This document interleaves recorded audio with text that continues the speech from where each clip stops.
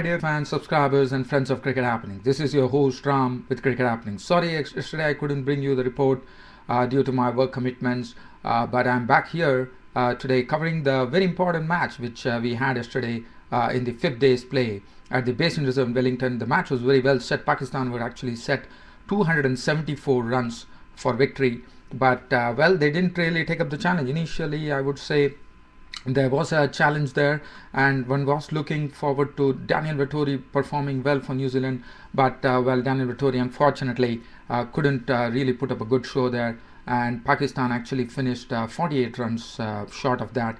Probably they decided to down the shutters once Yunus Khan was out for 81, and that was a wonderful knock from Yunus Khan because he played some wonderful, handsome range of strokes there, and he was looking very confident, and the way he played so he has been very, very consistent in this particular test match, contributing 81 of 155 balls with 10 fours, and misbah the captain, who actually eked out the draw by staying there. And what a player Misbah is. He's not only a captain leading the way, the sixth successive half century in Test cricket, and what a way to get it. And he has led the boys superbly.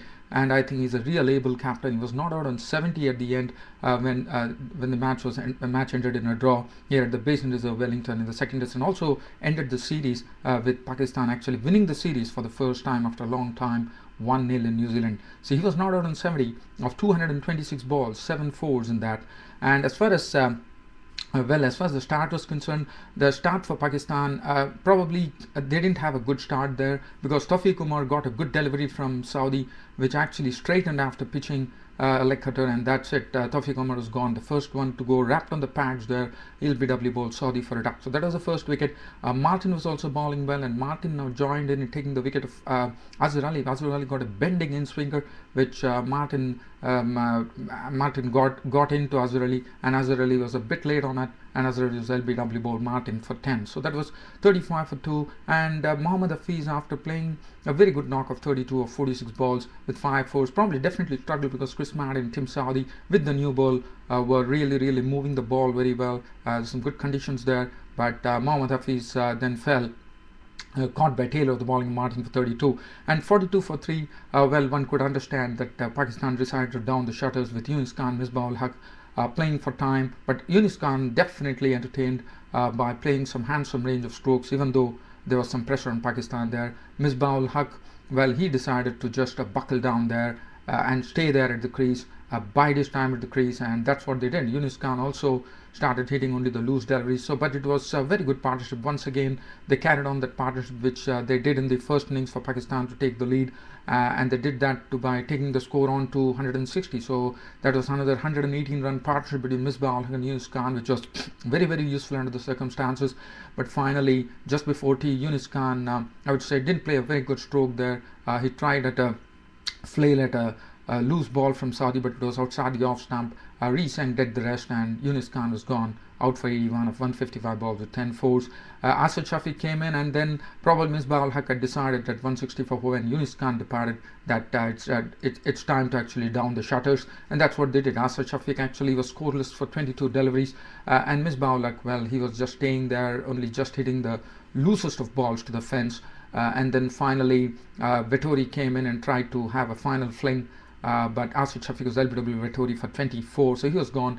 And finally the match ended. Misbah-ul-Haq was not out on 70 of 226 balls, 7 fours. Adnan Akmal, the wicketkeeper, was not out on 226 for 5. Pakistan finished with on the final day at the Basin Reserve in Wellington, and the match ended in a draw. So Pakistan take the series 1-0. As far as the bowling figures were concerned, Martin 24 overs 6 minutes 2 for 63, bowled very well, I thought, in the morning. Tim Southee 15 overs 2 minutes 249 was superb. Vettori was the disappointment, even though if his bowling figures was very good, 34 overs 13 maidens, 57 runs on 1 wicket. Probably looking at the way the Pakistani spinner Mohammad Hafiz was turning the ball, one would have expected Daniel Vettori, at least I expected Daniel Vettori, to probably take a few wickets there and put Pakistan under pressure, but Vettori probably a bit disappointing there. Brent Arnold 9 overs 5 maidens, none for 17, bowled well. Franklin 5 overs 1 maiden, none for 6. Martin Guptill 3 overs, none for 16, and Jesse Radder 2 overs for 12 runs. The man of the match was Misbah-ul-Haq, without a doubt, for his 99 and match saving 70 there. And then that's it, and the match was done and dusted. but we had a very good series here. So that is as far as this particular test match is concerned. It's all over as far as the test cricket is over in New Zealand, and now the focus will be shifting on to the one-day internationals for sure. So today, as you know, I didn't actually cover the game yesterday due to my work commitments. But basically, putting a glance on the third ODI at South Africa, which was played at Newlands in Cape Town yesterday. Well, the third one-day international went India's way, and what a match it was. It's another interesting match. As I said, it has been very, very close. India just managed to get a 2-wicket victory. Thanks to Yusuf Pathan, who was the man of the match, slamming 59 of 50 balls with 6 fours and 3 sixes, and all those 3 sixes coming in the 30th over of Johan Botha. The raw power actually sending the ball soaring over the fence, and this is what Yusuf Pathan can do. Yusuf Pathan can be extremely dangerous, and he was there to actually take India to victory 59. But let us not take any credit away. After Yusuf Pathan perished, it was still a bit doubtful there, but Harbhajan Singh was there holding the hopes, and Harbhajan Singh slammed Wayne Parnell and Mon Markle for sixes. It was stunning sixes, I would say, which actually set it up. And finally, Harbhajan Singh was there to take India over the finishing line. He has been doing the time again. He did it against Pakistan when he hit Shoaib Akhtar. So now Harbhajan Singh, one can bank on him to actually get those big ones going. Even if we need good runs, I think Harbhajan Singh comes in very, very handy. So he was not out on 23 of 25 balls with 2 sixes to the credit. Zahir Khan contributed 14. So the tail also have whacked a bit there. And Ashish Nehra hit the winning run, was not out on 6. So it is very good going for India into the World Cup here. It could give them a lot of confidence. No Gautam Gambhir, no Sehwag, no Tendulkar. But the score of South Africa was also a bit paltry, 220 runs. But I thought India did well, and India definitely has some firepower according to me now. The way they are going, and now already Brian Lara, the great West Indian batsman, has already said that India would be favourites to win the World Cup. That says it all.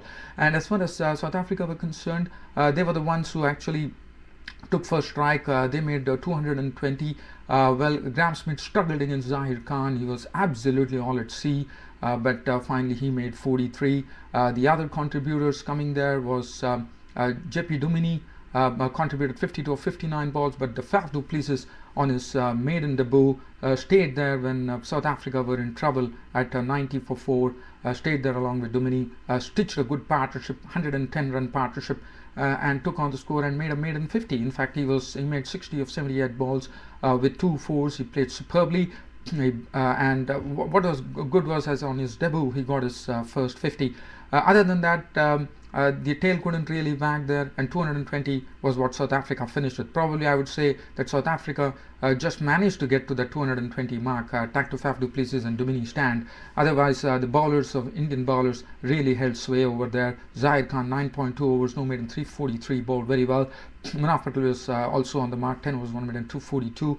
Nehra was a bit costly. Nehra has become a big question mark now, because of late you see that he's leaking a lot of runs. Harbhajan Singh, again, splendid, 2 for 23. His bowling was superb. Yusuf Pathan, 6 overs, no maiden, 1 for 27. There's not much to talk as far as South African innings concerned. We can only talk about the Indian innings. When the Indian innings started, Dale Steyn picked up one wonderful catch to start the reply for South Africa, in the sense he picked up a stunning catch to get rid of Murali Vijay, was caught on ball by Steyn for 1. So that was the first wicket. Virat Kohli and Rohit Sharma stitched together partnership, and then there was final tremendous. Markle came in with his bounce and bounced out. In fact, he got the wickets of Rohit Sharma and Yuvraj Singh, and Dhoni fell to Botha, and India were in trouble at 69 for 4. After that, Yuvraj Singh came in. Yuvraj Singh contributed 16. The person who stood there was Raina made 37, but as I said, Yusuf Pathan decided to wield the long handle, and he had to. He knew he was the person, and I would say in the 30th over, when he slammed those 3 sixes, that really touched it all. Because when you see the end equation, India made it in the 49th over. So you can just imagine, we had 10 balls to spare, and Yusuf Pathan hitting those 3 sixes, and Harbhajan Singh slamming 2 sixes really took the game away, and actually had India winning this interesting match by 2 wickets, and take a 2-1 lead in this 5-match one-day series. What a way to go for India. Well, the next thing that I would like to cover, dear cricket fans, would be some news here. that I have Vettori, Daniel Vettori, after the Test series against Pakistan, has resigned from his. He has decided to resign from Test cricket, and as a captain rather, and he will also be. He has also made a statement that once the World Cup 2011 is over, he would say goodbye to one-day internationals. And the other news that I have, I would be covering certain previews of certain teams which has been selected. England has selected their team for the World Cup 2011. New Zealand has picked up their team for the World Cup 11. I'm told that Mushrafa Murtaza is no longer there in the Bangladesh team for the World Cup. That's come as a real surprise there. Ireland have named their team. So I'll be talking about all that later on in my Cricket Happening show. But it has been a pleasure to bringing you the Cricket Happening show time and again. The response has been tremendous. Keep the comments coming, keep the response coming. It has been a great pleasure to bringing you this Cricket Happenings. That's it, dear cricket fans, friends and subscribers for Cricket Happenings. This is Ram signing off. Thank you.